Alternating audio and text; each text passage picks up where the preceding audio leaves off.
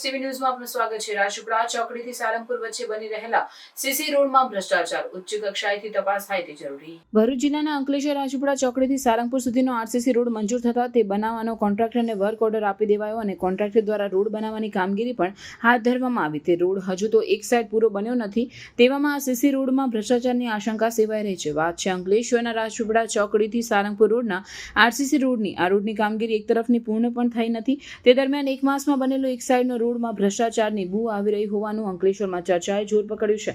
આ બનેલા એક સાઈડના રોડમાં એક જ માસમાં ભ્રષ્ટાચારના ગાબડા જોવા મળ્યા છે।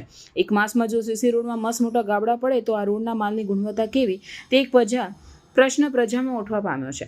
જો એક જ માસમાં સ્થિતિ જોવા મળતી હોય તો આ રોડ ટેક્સ કેટલો સમય આ રોડમાં ગાબડા પડતા પીડબ્લ્યુડીના અધિકારીને ફોન દ્વારા સંપર્ક કરતા બની રહેલો આ રોડમાં ગાબડા પડ્યા તે બાબતે પૂછવામાં આવતા સામેથી ઉડાવ જવાબ મળ્યો હતો। આમ એક જ માસમાં રોડમાં ખાડા જોવા મળતા તે બાબતે સામેથી આ પીડબ્લ્યુડીના અધિકારીએ જણાવ્યું હતું કે રોડ ગેરંટીમાં છે, ખાડાઓ પુરાઈ જશે। એટલે આમ એક જ માસમાં અધિકારી ખાડા પૂરવાની વાત ઉપરથી જણાઈ આવે છે કે સરકારના નાણાં આ રોડમાં ધોવાઈ જશે। અધિકારીની આવી વાત પરથી રાજપીપળા ચોકડીથી સારંગપુર સુધી બની રહેલો સીસી રોડની કામગીરીમાં કોન્ટ્રાક્ટર અને પીડબ્લ્યુડીના અધિકારીની મિલીભગતથી ભ્રષ્ટાચારની ગંધ આવી રહી હોવાનું લોકમુખે ચર્ચાઈ રહ્યું છે। આથી ઉચ્ચ અધિકારીઓ દ્વારા કોન્ટ્રાક્ટરને મળેલા ટેન્ડરની તપાસ કરવામાં આવે અને આ સીસી રોડમાં મટીરિયલ કેવા પ્રકારનું વાપરવામાં આવે છે તે અધિકારીઓ દ્વારા તપાસનો વિષય છે। આથી રાજપીપળા ચોકડીથી સારંગપુર સીસી રોડની કામગીરી પૂર્ણ થાય તે પહેલા ઉચ્ચ કક્ષાએથી તપાસ કરવામાં આવે અને હલકી ગુણવત્તાનું કામ અટકાવવામાં આવે તેવી લોકમાંગ ઉઠવા પામી હતી।